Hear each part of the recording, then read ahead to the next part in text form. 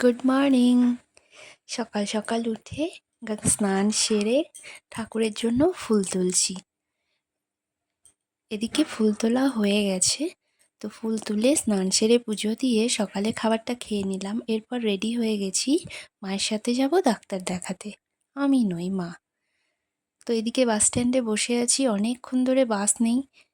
তারপর যাই হোক, কিছুক্ষণ পর বাস আসার পর আমরা চলে এলাম। তো ডাক্তার দেখিয়ে এদিকে চলে এসেছি পোড়ামাতলায়, একটু মায়ের দর্শন বাবার দর্শন করে। তো বাইরে এসে দেখছি বৃষ্টি হচ্ছে, তো বৃষ্টিতে ভিজে ভিজেই খানিকটা এলাম। তারপর নিয়ে নিলাম বিরিয়ানি।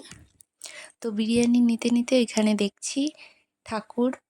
তো ঠাকুর দেখে প্রণাম করে একটু ভিডিও নিয়ে নিলাম। এরপর টোটোতে উঠে গেছি বাসের জন্য।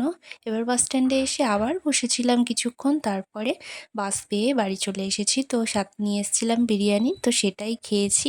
তো চলো, টাটা।